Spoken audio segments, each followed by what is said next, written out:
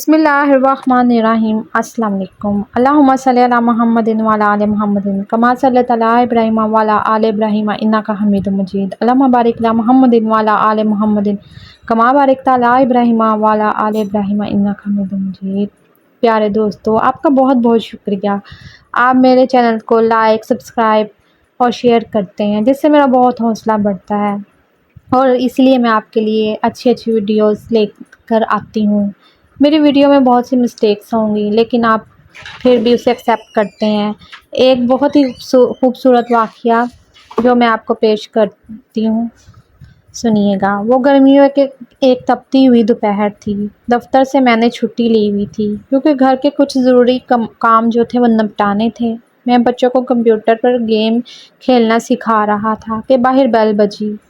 کافی دیر بعد دوسری بیل ہوئی تو میں نے جا کر دروازہ کھولا۔ سامنے میری ہی عمر کے ایک صاحب کھڑے تھے۔ السلام علیکم، انہوں نے نہایت مہذب انداز میں سلام کیا۔ پہلے تو میرے ذہن میں خیال گزرا، یہ کوئی چندہ وغیرہ لینے والے ہیں۔ ان کے چہرے پر داڑھی خوب سج رہی تھی، اور لباس سے وہ چندہ مانگنے والے ہرگز نہیں لگ رہے تھے۔ جی فرمائیے، میں نے پوچھا۔ آپ طاہر صاحب ہیں نا؟ جی، میں نے مختصر جواب دیا۔ وہ مجھے رفیق صاحب نے بھیجا ہے۔ غالباً آپ کو کرایہ دار کی ضرورت ہے۔ ہاں، مجھے اچانک یاد آیا کہ میں نے دفتر کے ایک ساتھی کو بتایا تھا کہ میں نے اپنے گھر کا اوپر والا پورشن کرائے پر دینا ہے۔ اگر کوئی نیک اور چھوٹی سی فیملی اس کی نظر میں ہو تو بتائیے، کیونکہ دفتر کی تنخواہ سے خرچے پورے نہیں ہوتے۔ مجھے افسوس ہوا کہ میں نے اتنی دھوپ میں کافی دیر اسے باہر کھڑا رکھا۔ اسے 6 ماہ کے لیے مکان کرائے پر چاہیے تھا، کیونکہ اپنا مکان وہ گرا کر دوبارہ تعمیر کروا رہا تھا۔ میں نے 3000 کرایہ بتایا، لیکن بات 2000 پر پکی ہو گئی۔ وہ چلا گیا تو مجھے افسوس ہونے لگا کہ کرایہ کچھ کم ہے۔ وہ اوپر صرف ایک چھوٹا سا کمرہ، کچن اور باتھ روم تھا۔ مجھے اپنی بیوی کا دھڑکا لگا ہوا تھا کہ اسے معلوم ہوگا تو کتنا جھگڑا ہوگا، اور وہی ہوا۔ بقول اس کے 2000 تو صرف بچوں کی فیس ہے۔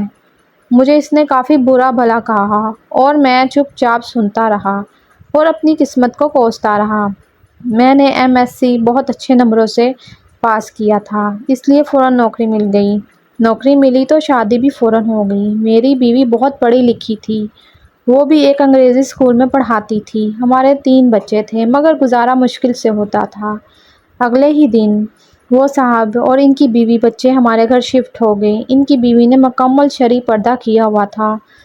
دونوں بڑے بچے بہت ہی مہذب اور خوبصورت تھے۔ چھوٹا گود میں تھا۔ کچھ دنوں کے بعد ایک دن میں دفتر سے آیا تو میری بیوی نے بتایا کہ میں نے 2 بچوں کو کرایہ دار خاتون سے قرآن مجید پڑھنے کے لیے بھیج دیا ہے۔ اچھا پڑھاتی ہیں۔ ان کے لیے اپنے بچے اتنی خوبصورت تلاوت کرتے ہیں۔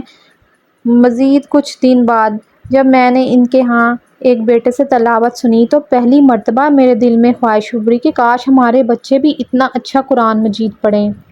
ایک دن میں باہر جانے لگا تو اپنی بیوی سے پوچھا کہ وہ پارلر جائے گی تو لیتا چلوں گا، کیونکہ پہلے تو 2 مہینے میں 3-4 مرتبہ پارلر جاتی تھی، اور اس مہینے میں ایک بار بھی نہیں گئی تھی۔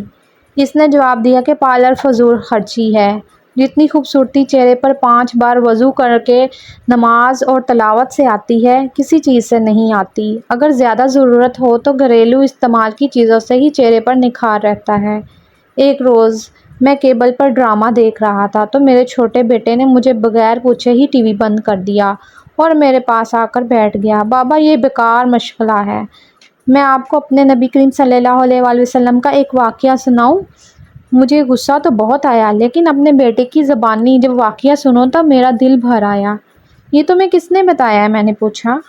ہماری استانی محترمہ نے۔ وہ قرآن مجید پڑھانے کے بعد آپ صلی اللہ علیہ وآلہ وسلم اور صحابہ کرام کے متعلق بتاتی ہیں۔ اپنے گھر کی اور بیوی بچوں کی تیزی سے بدلتی حالت دیکھ کر میں حیران ہو رہا تھا کہ ایک روز بیوی نے کہا، کیبل کٹوا دیں، کوئی نہیں دیکھتا، اور ویسے بھی فضول خرچی اور اوپر سے گناہ۔ چند روز بعد بیوی نے شاپنگ پر جانے کو کہا تو میں خوشی تیار ہو گیا۔ اس نے کافی دنوں بعد شاپنگ کا کہا تھا، ورنہ پہلے تو آئے دن بازار جانا رہتا تھا۔ کیا خریدنا ہے؟ میں نے پوچھا۔ برقع۔ کیا؟ میں ہنسا۔ وہ بولی، پہلے میں کتنے ہی غیر شرعی کام کرتی تھی تو آپ نے کبھی مذاق نہیں اڑایا تھا، اب اچھا کام کرنا چاہ رہی ہوں تو آپ مذاق سوچ رہا ہے۔ میں کچھ نہ بولا۔ پھر چند دن بعد اس نے مجھے کافی سارے پیسے دیے اور کہا فریج کی باقی قیمت ادا کر دیں تاکہ مزید قسطیں نہ دینی پڑیں۔ اتنے روپوں کی بچت کیسے ہو گئی؟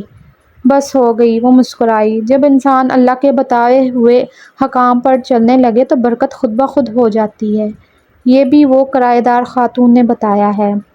سکون میرے اندر تک پھیل گیا۔ میری بیوی اب نہ مجھ سے کبھی لڑی نہ شکایت کی۔ بچوں کو وہ گھر میں پڑھا دیتی ہے، خود بچوں کے ساتھ قرآن مجید تجوید سے پڑھنا سیکھ رہی تھی۔ وہ خود نماز پڑھنے لگی تھی اور بچوں کو بھی سختی سے نماز پڑھنے بھیجتی۔ مجھے احساس ہونے لگا کہ نجات کا راستہ تو یہی ہے۔ پیسہ اور آرائش سکون نہیں دیتا، اطمینان نہیں دیتا، بس اللہ کی یاد میں ہے۔ اطمینان تو اللہ کی یاد میں ہے۔ مجھے اس دن 2000 کرایہ تھوڑا لگ رہا تھا، آج سوچتا ہوں تو لگتا ہے تو وہ تو اتنا زیادہ تھا کہ آج میرا گھر سکون سے بھر گیا۔ جزاک اللہ خیر۔ اگر آپ کو یہ کہانی اچھی لگی ہو تو میرے چینل کو شیئر، سبسکرائب اور بیل آئیکن کو پریس کر دیجیے۔ اپنا بہت سا خیال رکھیے گا۔ اللہ حافظ۔